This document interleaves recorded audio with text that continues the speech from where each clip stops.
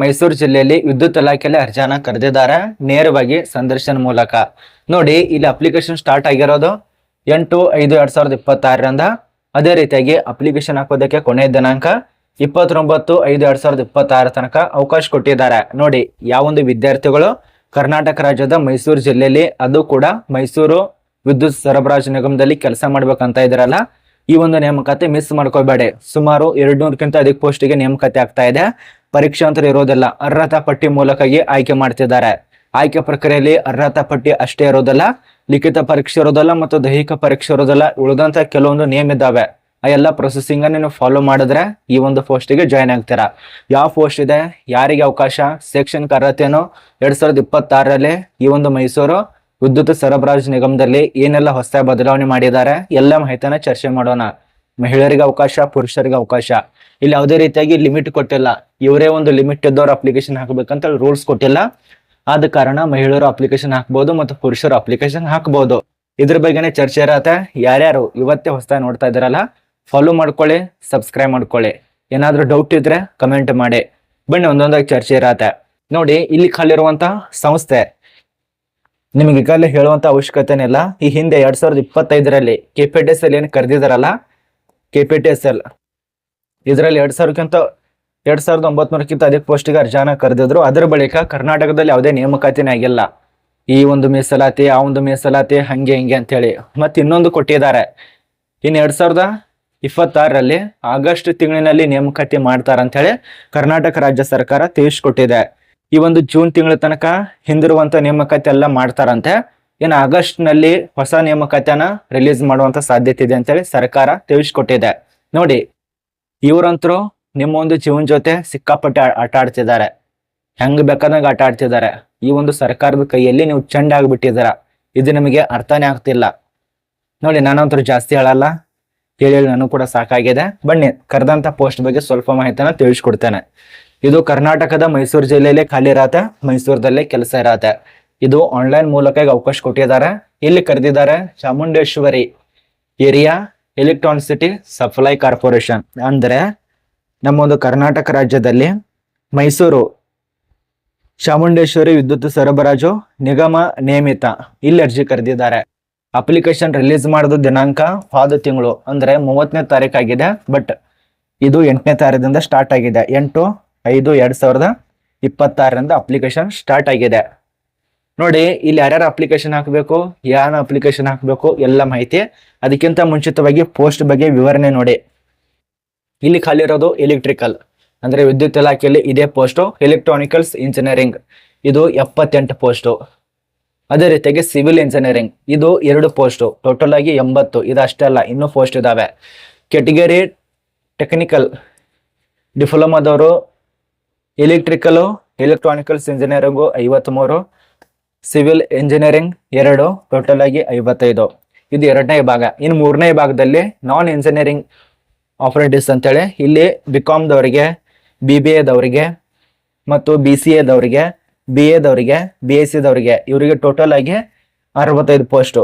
ಒಟ್ಟಿಗೆ ಟೋಟಲ್ ಆಗಿ 200 ಪೋಸ್ಟಿಗೆ ಅರ್ಜಿ ಕರೆದಿದ್ದಾರೆ. ಈ ಒಂದು ಮೈಸೂರಿನಲ್ಲಿ ಎಷ್ಟು ಹೇಳಿ 200 ಪೋಸ್ಟಿಗೆ ನೇಮಕಾತಿ ಆಗ್ತಾ ಇದೆ ಈ ಒಂದು ಮೈಸೂರು ಜಿಲ್ಲೆಯಲ್ಲಿ. ಮಿಸ್ ಅಂತರೂ ಮಾಡ್ಕೋಬೇಡಿ, ಅಪ್ಲೈ ಮಾಡಿ. ಇಲ್ಲಿ ಯಾರ್ಯಾರು ಕರೆದಿದ್ದಾರೆ ಗೊತ್ತಾಗಿರ್ಬೇಕು. ಇದು ಕೆಟಗರಿ ಇಂಜಿನಿಯರಿಂಗ್ ಗ್ರಾಜುಯೇಟ್ ಅಪ್ರೆಂಟಿಸ್ ಮೊದಲನೇ ಭಾಗ.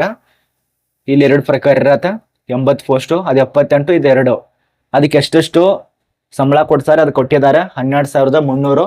ಇದು ಇಂಜಿನಿಯರಿಂಗ್ ಗ್ರಾಜುಯೇಟ್ ಅಭ್ಯರ್ಥಿಗಳಿಗೆ. ಅದೇ ರೀತಿಯಾಗಿ ಕೆಟಗರಿ ಟೆಕ್ನಿಷಿಯನ್ ಡಿಪ್ಲೊಮಾ ಅಪ್ರೆಂಟಿಸ್ ಹುದ್ದೆಗೆ 10,900 ಸ್ಯಾಲರಿ ಕೊಡ್ತಾರೆ. ಇಲ್ಲಿ 53 ಪೋಸ್ಟ್ ಮೊದಲನೇದಾಗಿ, 2ನೇದಾಗಿ 2 ಪೋಸ್ಟು, 55 ಟೋಟಲ್ ಪೋಸ್ಟ್ ಇರತ್ತೆ. ಇನ್ನು 3ನೇ ಕೆಟಗರಿ ಇಲ್ಲಿ ನಾನ್ ಇಂಜಿನಿಯರಿಂಗ್ ಅಪ್ರೆಂಟಿಸ್ ಅಂತೇಳಿ BCom, BBA, BSc, BA, BSc ಇವರಿಗೆ 65 ಪೋಸ್ಟು, 12,300 ಸ್ಯಾಲರಿ ಇರತ್ತೆ ಫರ್ ಮಂತ್ ಆಗಿ. ಇದು ಮೈಸೂರದಲ್ಲೇ ಕೆಲಸ. ಇನ್ನು ಇದಕ್ಕೆ ಸಂಬಂಧಪಟ್ಟಂತೆ ಉಳಿದಂತ ಮಾಹಿತಿ ಏನ್ ಮಾಹಿತಿ, ಯಾರು ಅಪ್ಲಿಕೇಶನ್ ಹಾಕ್ಬೇಕು, ಇವರೇ ಅಪ್ಲಿಕೇಶನ್ ಹಾಕ್ಬೇಕಂತ ರೂಲ್ಸ್ ಕೊಟ್ಟಿರ್ತಾರೆ. ಇಲ್ಲಿ ನೋಡಿ 2022, 23, 24, 25, 26 ಈ ಒಂದು ವರ್ಷದಲ್ಲಿ ಯಾರ್ಯಾರು ತೆರಗಡೆ ಹೊಂದಿದಾರಲ್ಲ ಅವ್ರ ಅಪ್ಲಿಕೇಶನ್ ಹಾಕ್ಬೇಕು. ನಾನು ಮುಖ್ಯವಾಗಿರುವಂತ ಪಾಯಿಂಟ್ ಮಾತ್ರ ತಿಳಿಸ್ಕೊಡ್ತಾ ಇರೋದು. ಉಳಿದಂತ ಮಾಹಿತಿಯನ್ನ ನೀವು ಅಧಿಕೃತವಾಗಿ ನೋಟಿಸ್ ಅನ್ನ ಡೌನ್ಲೋಡ್ ಮಾಡ್ಕೊಳ್ಳಿ. ಅದ ನಂತರ ಮಾಹಿತಿ ನಿಮಗೆ ವಿಷಯ ಏನಂತ ಗೊತ್ತಾಗತ್ತೆ. ನಿಮಗೆ ಗೊತ್ತಿರುವಂತ ಮಾಹಿತಿ. ಅಪ್ಲಿಕೇಶನ್ ಹಾಕುವಂತ ಸ್ಟೆಪ್ ಕೊಟ್ಟಿದ್ದಾರೆ ನೋಡಿ, ಪ್ರೊಸೆಸ್ ಆನ್ಲೈನ್ ಅಲ್ಲಿ ಸಲ್ಲಿಸುವಂತ ಮಾಹಿತಿ. ರಿಜಿಸ್ಟರ್ ಮಾಡ್ಬೇಕಂದ್ರೆ ಮೊದಲಿಗೆ ಪಾರ್ಟ್ ಎ ಕೊಟ್ಟಿದ್ದಾರೆ. ಈ ಒಂದು ವೆಬ್ಸೈಟಿಗೆ ಹೋಗ್ಬೇಕಂತೆ. ಈ ಒಂದು ವೆಬ್ಸೈಟ್ದಲ್ಲಿ ಹೋದ್ರೆ ರಿಜಿಸ್ಟರ್ ಮಾಡ್ಕೊಳ್ಳಿ, ಲಾಗಿನ್ ಮಾಡ್ಕೊಳ್ಳಿ, ಪಾಸ್ವರ್ಡ್ ಫಾರ್ಗೆಟ್ ಹೊಡೀರಿ ಅಥವಾ ಏನಾದರೂ ಮಾಡ್ಕೊಳ್ಳಿ, ಒಟ್ಟಾರೆ ಅಪ್ಲಿಕೇಶನ್ ಹಾಕೊಳ್ಳಿ. ಇದು ತಿಳಿಸ್ಕೊಟ್ರೆ ಅವ್ರ ಪ್ರಕಾರ ನಿಮ್ಗೆ ಗೊತ್ತಾಗಲ್ಲ. ನಮ್ಮ ಭಾಷೆಯಲ್ಲಿ ನಾನು ಆಮೇಲೆ ತಿಳಿಸ್ಕೊಡ್ತೇನೆ. ಇಲ್ಲಿ ಆನ್ಲೈನಲ್ಲಿ ಅಪ್ಲಿಕೇಶನ್ ಹಾಕುವಂತ ಡೇಟ್ ನೋಡಿ, 8/5/2026 ಸ್ಟಾರ್ಟ್ ಆಗೈತೆ ಮತ್ತು ಕೊನೆಯ ದಿನಾಂಕ 29/5/2026 ತನಕ ಅವಕಾಶ ಕೊಟ್ಟಿದ್ದಾರೆ. ನಾನು ಉತ್ತರ ಕರ್ನಾಟಕ ಭಾಷೆಯಲ್ಲಿ ಮಾತಾಡಕ್ ಹೋದ್ರೆ ಅದು ಅರ್ಧ ಹಾಫು, ಅರ್ಧ ಒಕ್ಕಡ, ಅರ್ಧ ಬೇಗಳು ಬರತ್ತೆ. ಆದ ಕಾರಣ ಎಲ್ಲವನ್ನ ಹಿಡ್ಕೊಂಡು ಮಾತಾಡ್ತಾ ಇರ್ತೇನೆ. ನೀವು ಅಂತಿರ್ಬೋದು ಇವ್ರು ಯಾವ ಭಾಷೆ ಮಾತಾಡ್ತಾರ ಅಂತೇಳಿ. ಅವೆಲ್ಲ ಹಿಡ್ಕೋಬೇಕಂದ್ರೆ ಎಷ್ಟು ಕಷ್ಟ ಆಗತ್ತೆ ನಮ್ಗೆ ಗೊತ್ತು.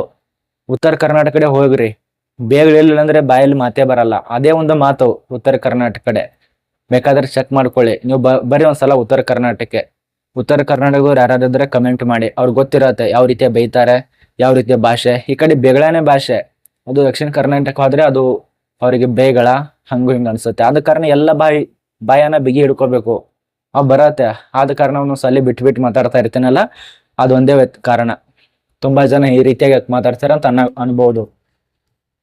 5/6/2026 ಏನಿದೆಪ್ಪ ಅಂದ್ರೆ ನಿಮ್ಮೊಂದು ಶಾರ್ಟ್ ಲಿಸ್ಟ್ ಇದೆಯಲ್ಲ, ಒಂದು ಶಾರ್ಟ್ ಲಿಸ್ಟ್ ಮಾಡಿದಿರುವಂತ ಅಭ್ಯರ್ಥಿಗಳ ಪಟ್ಟಿಯನ್ನ ಘೋಷಣೆ ಮಾಡ್ತಾರೆ. ಅಂದು ಯಾವಾರ 5 ಜೂನ್ 2026 ಒಂದು ಶಾರ್ಟ್ ಲಿಸ್ಟ್ ಇರತ್ತೆ. ಅದನ್ನ ರಿಲೀಸ್ ಮಾಡಿದ್ರೆ ಅದರಲ್ಲಿ ಏನಾದ್ರು ಹೆಸರಿತ್ತಂದ್ರೆ ಅಭ್ಯರ್ಥಿಗಳು ಡಾಕ್ಯುಮೆಂಟ್ಸ್ ಪರಿಶೀಲನೆಗೆ ಹೋಗ್ಬೇಕಾಗತ್ತೆ. ಅದು 15 ಜೂನ್ 2026 ನಡುವೆ ನಿಮಗೆ ಯಾವ್ದಾದ್ರ ದಿನಾಂಕದಂದು ಹೋಗ್ಬಹುದು. ಈ ಒಂದು ಮೊದಲಿಗೆ ಒಂದು ಶಾರ್ಟ್ ಲಿಸ್ಟ್ ಅನ್ನ ತಯಾರು ಮಾಡ್ತಾರೆ. ಅದರಲ್ಲಿ ನಿಮ್ಮ ಹೆಸರು ಸೇರ್ಪಡೆ ಆಗ್ಬೇಕು. ಅದ ನಂತರ ನೀವೊಂದು ಡಾಕ್ಯುಮೆಂಟ್ಸ್ ಪರಿಶೀಲನೆ ಹೋಗ್ಬೇಕಾಗತ್ತೆ. ಇದು ಪ್ರೊಸೆಸಿಂಗು. ಅದೇ ರೀತಿಯಾಗಿ ಇಲ್ಲಿ ಕೊಟ್ಟಿದ್ದಾರೆ ನೋಡಿ, 15/6/2026 19/6/2026 ನಡು ಯಾವಾಗ ಬೇಕಾದ್ರು 11 AM ದಿಂದ 4 PM ತನಕ. ವಿಳಾಸ ಕೂಡ ಇದೆ ನೋಡಿ, ಇಲ್ಲೇ ಹೋಗ್ಬೇಕಾಗತ್ತೆ ನೀವು. ಇಲ್ಲೇ ನಾನು ಮುಂದ್ಗಡೆ ಇನ್ನೂ ಬಿಟ್ಟಿದ್ದೀನಿ, ಅವೆಲ್ಲ ಮಾಹಿತಿನ ತಿಳಿಸ್ಕೊಡ್ತೇನೆ. ಬೇಸಿಕ್ ಆಗಿ ಇದೊಂಥರ ನೋಟಿಸ್ ಬಗ್ಗೆ ನಿಮಗೆ ಗೊತ್ತಾಯ್ತು. 100% ನೋಟಿಸ್ ರಿಲೀಸ್ ಮಾಡಿದ್ದಾರೆ. ಯಾವುದೇ ರೀತಿಯ ಗೊಳಪುರ ಅಂತ ತಿಳಿಸ್ಕೊಟ್ಟಿಲ್ಲ ನಾನು. ನೋಡಿ, ಚಾಮುಂಡೇಶ್ವರಿ ವಿದ್ಯುತ್ ಸರಬರಾಜು ನಿಗಮದಿಂದ ಪ್ರಕಟ ಮಾಡಿದಂತ ನೋಟಿಸು.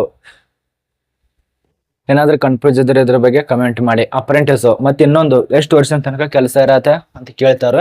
ಇದು 1 ವರ್ಷ ತನಕ ಡ್ಯೂರೇಷನ್ ಇರತ್ತೆ ನೋಡಿ. 1 ವರ್ಷ ತನಕ ಕೆಲಸ. ಪರ್ಮನೆಂಟ್ ಇರೋದಿಲ್ಲ. ಇದು ಪರ್ಮನೆಂಟ್ ಇಲ್ಲದ ಕಾರಣ ತುಂಬಾ ಜನ ಅಪ್ಲಿಕೇಶನ್ ಹಾಕೋದಿಲ್ಲ. ಬಟ್ ಅಪ್ಲಿಕೇಶನ್ ಹಾಕಿ ಸರ್ಟಿಫಿಕೇಟ್ ಆದ್ರೂ ಸಿಗತ್ತೆ, ಮುಂದ್ಗಡೆ ನಿಮ್ಗೆ ಹೆಲ್ಪ್ ಆಗತ್ತೆ. ಇನ್ನು ಉಳಿದಂತ ಮಾಹಿತಿ ನೋಡಿ, ಇದು ಮೈಸೂರಿನಲ್ಲಿ ಕೆಲಸ ಇರತ್ತೆ. 200 ಪೋಸ್ಟ್, ತಿಂಗಳಿಗೆ 10,900ರಿಂದ 12,300 ತನಕ ಸ್ಯಾಲ್ರಿ ಕೊಡ್ತಾರೆ. ಪೋಸ್ಟ್ ಬಗ್ಗೆ ಈಗಾಗಲೇ ಗೊತ್ತಾಗಿದೆ. ಈಗಾಗಲೇ ಯಾವೊಂದು ವರ್ಷದವರ ವಿದ್ಯಾರ್ಥಿಗಳು ಅಪ್ಲಿಕೇಶನ್ ಹಾಕ್ಬೇಕು ಗೊತ್ತಾಗಿದೆ. ಮತ್ತು ಎಜುಕೇಶನ್ ಏನಾಗಿರ್ಬೇಕು ಅದೇ ಗೊತ್ತಾಗಿಲ್ಲ. ಪದವಿ ಮತ್ತು ಪದವೀಧರರು, ಇಂಜಿನಿಯರಿಂಗ್ ಅಲ್ಲದ ಪದವೀಧರರು ಮತ್ತು ಪದವೀಧರರು ಮತ್ತು ಡಿಪ್ಲೊಮಾ ಅಭ್ಯರ್ಥಿಗಳು ಅಪ್ಲೈ ಮಾಡಿ. ಮತ್ತು ನೀವೇನಾದ್ರೂ BCom, BBA, BA, BCA ಇವರೆಲ್ಲದರೂ ಅಪ್ಲಿಕೇಶನ್ ಹಾಕ್ಬೋದು. BA BTech ದವರು ಅಪ್ಲಿಕೇಶನ್ ಹಾಕಿ. ಅರ್ಧ ಶುಲ್ಕ ಅಂತ ಇರೋದಿಲ್ಲ. ಮತ್ತು ಆಯ್ಕೆ ಪ್ರಕಾರದಲ್ಲಿ ಮೊದಲಿಗೆ ಶಾರ್ಟ್ ಲಿಸ್ಟು, ಅದ ನಂತರ ಡಾಕ್ಯುಮೆಂಟ್ಸು ಅರ್ಹತಾ ಪಟ್ಟಿ ಮೂಲಕ ಆಯ್ಕೆ ಮಾಡ್ತಾರೆ. ನೋಡಿ, ಇದ್ರ ಬಗ್ಗೆ ಗೊತ್ತಾಗಿದೆ ಅಂತ ಅನ್ಕೋತೀವಿ. ಮತ್ತು ಏಜ್ ಲಿಮಿಟ್ ತುಂಬಾ ಮುಖ್ಯ. 18 ವರ್ಷ ಇರಬೇಕಾಗತ್ತೆ. 18ರಿಂದ ಗರಿಷ್ಠ ವಯೋಮಿತಿ ಯಾವುದೇ ರೀತಿಯ ಮೆನ್ಷನ್ ಮಾಡಿಲ್ಲ. ಎಷ್ಟು ಬೇಕಾದವರು ಅಪ್ಲಿಕೇಶನ್ ಹಾಕಬಹುದು. ಇದು ಮೈಸೂರು ವಿದ್ಯುತ್ ಸಂಸ್ಥೆಯಲ್ಲಿ ಕರೆದಿರುವಂತಹ ಪೋಸ್ಟ್ ಬಗ್ಗೆ ಮಾಹಿತಿ.